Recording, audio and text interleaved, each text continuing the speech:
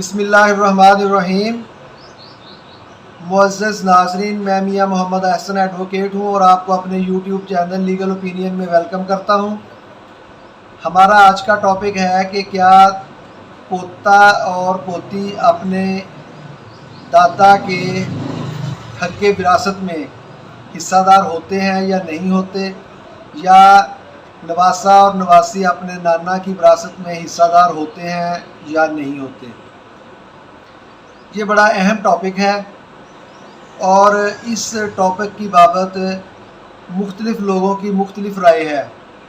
آج ہم اس کو ڈسکس کریں گے کہ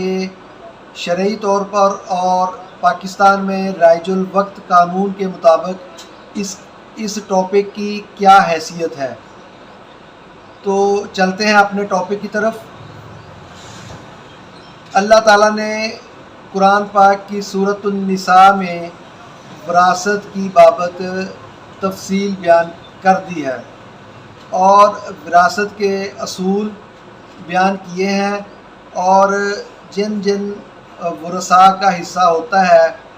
ان کو تفصیل کے ساتھ بیان کر دیا ہے۔ وراثت میں کچھ لوگ جن پر حصہ فرض ہوتا ہے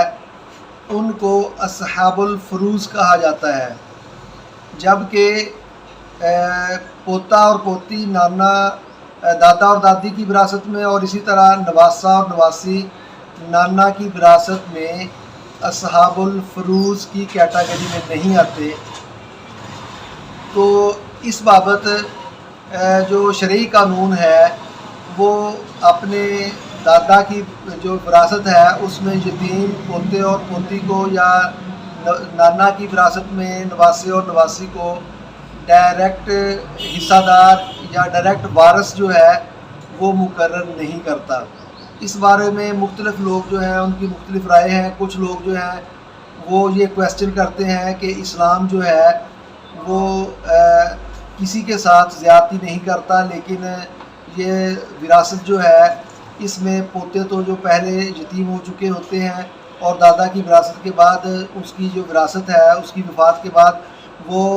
پوتوں جن کا والد آلریڈی فوت ہو چکا ہوتا ہے ان کے چاچا اور تایا اور پھوپھیوں وغیرہ کو تقسیم ہو جاتی ہے، جبکہ پوتوں کو اس میں حصہ نہیں دیا گیا۔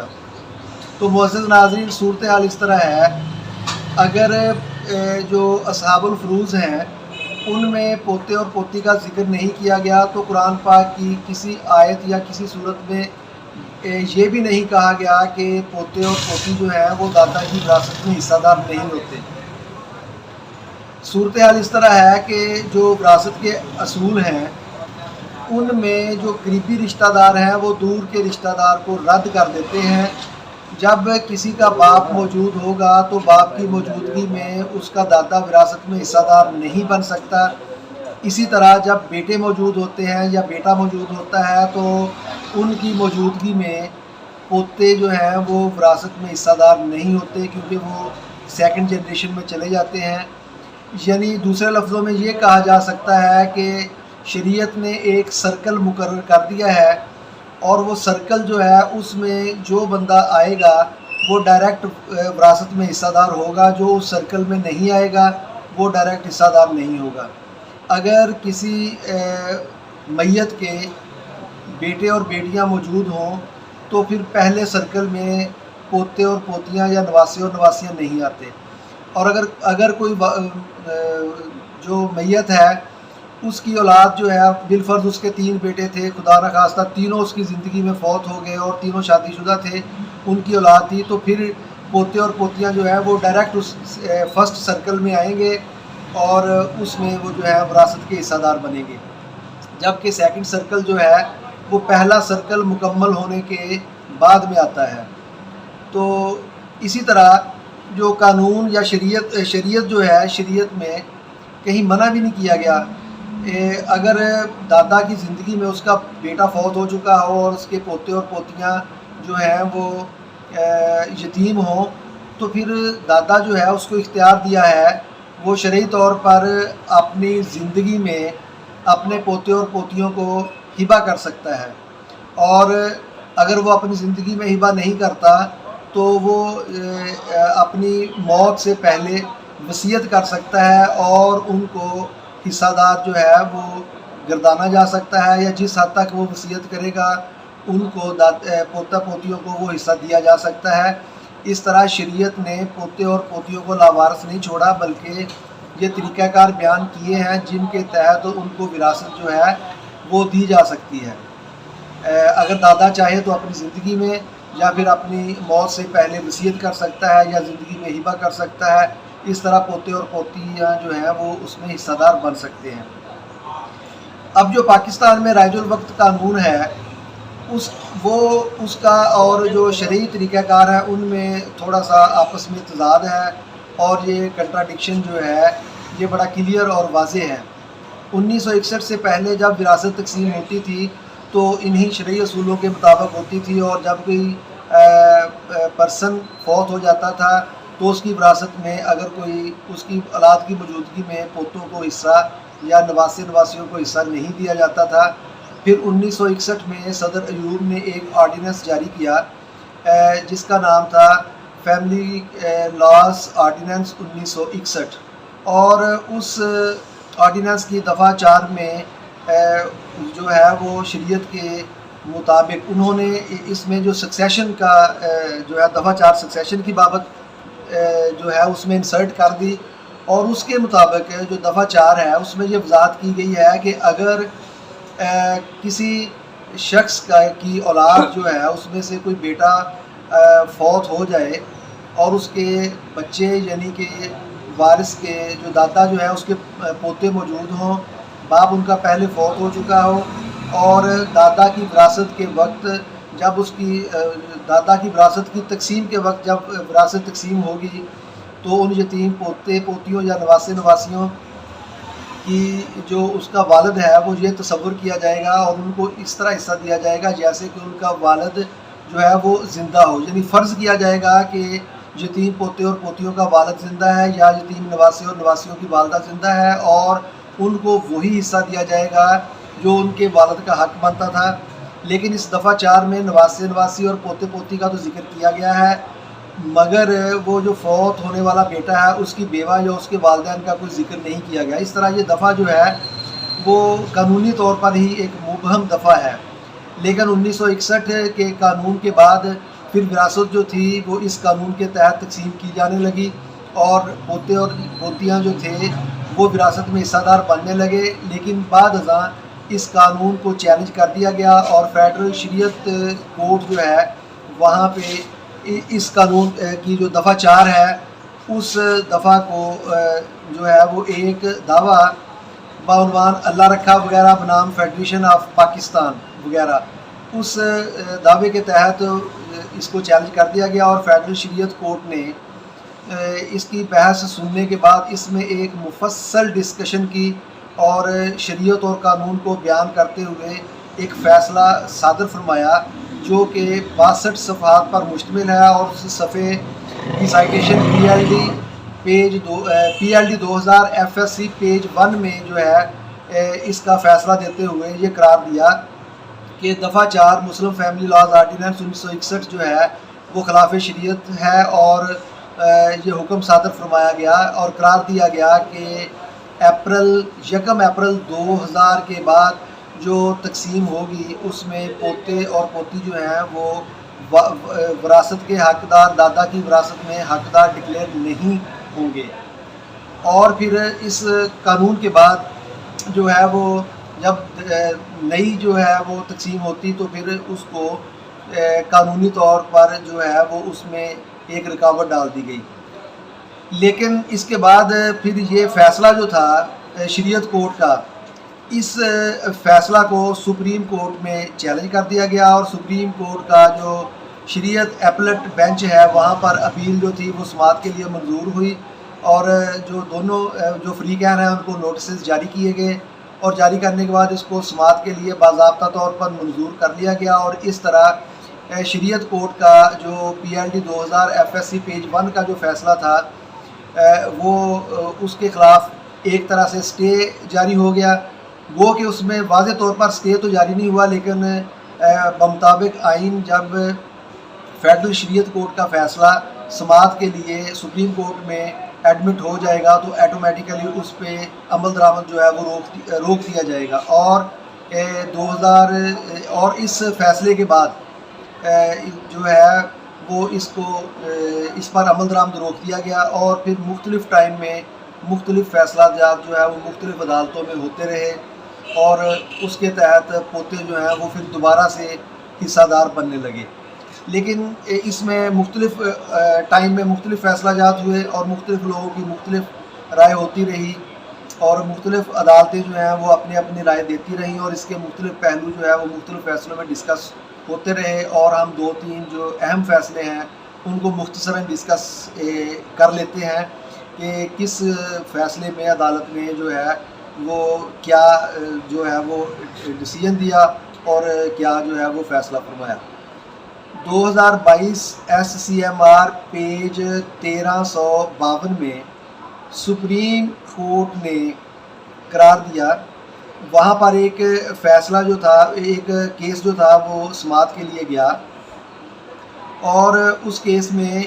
ان یتیم پوتوں کا حصہ مانگا گیا جس کا والد اور دادا 1961 سے پہلے فوت ہو چکے تھے. اور وہاں پہ وراثت جو تھی وہ پوتوں کو اس کا حصہ دار نہیں بنایا گیا تھا. لیکن جب سپریم کورٹ کا یہ فیصلہ آیا تو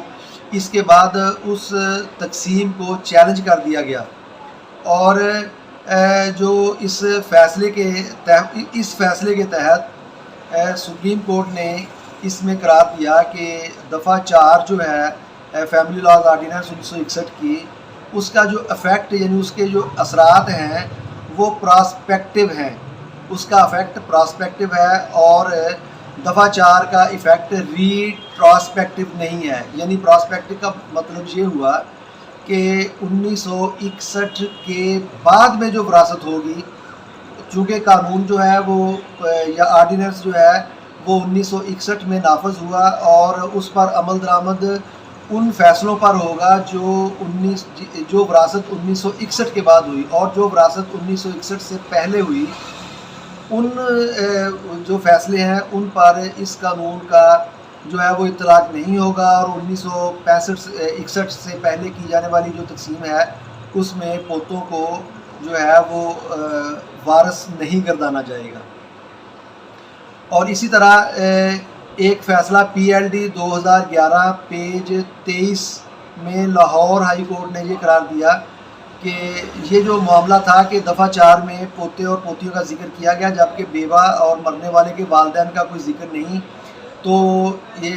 اس فیصلے کے تحت جو high court Lahore high court ہے اس میں انہوں نے قرار دیا کہ جو دفعہ 4 ہے وہ پوتوں کو جو پوتوں کا اضافی حق ہے اس کو مانتی ہے، جبکہ جو پڑپوتے ہیں جبکہ جو اس کی بیوہ یا دیگر خاندان ہے ان پر کوئی قدغن نہیں لگائی گئی. مطلب اگر تقسیم کے وقت بیوہ اور اس کے والدین جو فوت ہونے والا بیٹا تھا اس کے والدین کو حصہ اگر جو وراثت میں دینا چاہے تو دیا جا سکتا ہے. سیکشن 4 کے تحت ان پر کسی قسم کی کوئی قدغن نہیں لگائی گئی. اور یہ فیصلہ تھا PLD 2011 پیج 23 لاہور. شاید میں نے پہلے جو ہے وہ کسی دوسری سائٹیشن کا ذکر کر دیا، تو اس کو کلیئر کر لیں کہ PLD 2011 پیج 23 لاہور جو ہے اس کیس میں یہ جو ہے فیصلہ دیا گیا. اور پھر بعد ازاں ایک یہ معاملہ انڈر ڈسکشن ہوا کہ اگر پوتے اور پوتی جو ہیں ان کی بھی ڈیتھ ہو جائے اور اس کے بعد جو اس کی سیکنڈ جنریشن جو ہے وہ پڑپوتے اور پڑپوتی وغیرہ جو ہیں وہ آیا اس حکم کے تحت یا اس قانون کے تحت دفعہ 4 کے تحت وہ اپنے پردادا کی جائیداد میں حصہ دار ہوتے ہیں یا نہیں ہوتے. تو اس میں پھر یہ قرار دیا گیا کہ گرینڈ سنز ہیں یا گرینڈ چلڈرن ہیں وہ تو اس میں جو ہے وہ وارث قرار دیے گئے ہیں، جبکہ گریٹ گرینڈ چلڈرن یعنی دفعہ 4 کے تحت پڑپوتے اور پڑپوتیاں جو ہیں وہ اس کیٹیگری میں نہیں آتے. اور اگر کوئی تقسیم ہوگی اور اس وقت پڑپوتے اور پڑپوتیاں موجود ہوں گی تو پھر وہ اس شریعت میں یا شرعی طور پر ان کو کوئی حصہ جو ہے وہ نہیں دیا جائے گا، وہ اس کے وارث نہیں بنیں گے. اور یہ معاملہ جو تھا وہ کافی ایمبیگوٹی کا شکار رہا، اور لوگ جب پوتے کو وراثت دینی ہوتی وہ کسی قانون کا حوالہ دیتے، نہیں دینی ہوتی تو وہ کہیں سے کوئی جو ہے وہ فتویٰ لے آتے، اور یہ معاملہ کافی متنازع رہا۔ بالآخر اب ریسنٹلی 2022 میں سپریم کورٹ کے پاس ایک میٹر گیا، جسے سپریم کورٹ میں جو اس کی سائٹیشن جو ہے وہ 2022 SCMR پیج 1352 میں سپریم کورٹ نے واضح طور پر یہ قرار دیا ہے کہ جب تک جو شریعت فیڈرل شریعت کورٹ کا جو فیصلہ ایپلیٹ شریعت بینچ سپریم کورٹ میں پینڈنگ ہے، جب تک اس کا فیصلہ نہیں ہو جاتا تب تک پوتے اور پوتیاں اور نواسے اور نواسیاں جو ہیں وہ وراثت میں حقدار گردانے جائیں گے، اور اس وقت تک جب تک کوئی فیصلہ ادروائز نہیں آ جاتا، معاملہ وہاں پہ پینڈنگ ہے، اس وقت تک دفعہ 4 پر عمل درآمد ہوگا، اور دفعہ 4 کے تحت پوتے پوتیاں اور نواسے نواسیاں اپنے دادا کی وراثت میں حصہ دار ہوں گے، جس طرح کہ ان کی والد یا والدہ تصور کیا جائے گا کہ وہ زندہ ہیں، جتنا ان کا حصہ ہوگا اسی قدر وہ جو حصہ ہے پوتے پوتیوں کو اور نواسے نواسیوں کو دیا جائے گا۔ تو آج کی جو ڈسکشن تھی اس کا نیٹ شیل یہ ہوا کہ 1961 سے لے کر جو ہے 2023 تک جتنی بھی تقسیم ہوئی، یا 2023 کے بعد جو جب تک سپریم کورٹ جو ہے وہ اس جو معاملہ ان کے پاس پینڈنگ ہے اس کا فیصلہ اگر ادروائز نہیں آ جاتا، تب تک قانونی طور پر دفعہ 4 جو ہے اس کو لیگل تصور کیا جائے گا، اور جتنی بھی وراثت تقسیم ہوگی اس میں یتیم پوتے پوتیاں اور نواسے نواسیوں جو ہیں ان کو شریعت میں حصہ دار گردانا جائے گا، اور ان کو ان کا حصہ جو ہے وہ اسی قدر دیا جائے گا جس قدر ان کے باپ کا حصہ بنتا تھا۔ تو میرے خیال میں آج کا ٹاپک جو ہے اس کی بابت یہ بڑا اہم موضوع تھا، اور مختلف اوقات میں مختلف لوگ اس معاملے میں جو ہے وہ پریشانی کا شکار نظر آتے ہیں، اور مختلف ٹائم میں یہ کویسچن جو ہے وہ اکثر ڈسکس ہوتا ہے۔ میرے خیال میں اس ٹاپک کی بابت اب کلیئرٹی آ چکی ہوگی، اور پھر بھی اگر اس بابت کوئی کویسچن ہو تو آپ نیچے دیے گئے کمنٹ سیکشن میں اس کا سوال جو ہے وہ بھیج کے مجھ سے جواب حاصل کر سکتے ہیں۔ Thank you for watching. اللہ تعالیٰ میرا اور آپ کا حامی و ناصر ہو۔ والسلام۔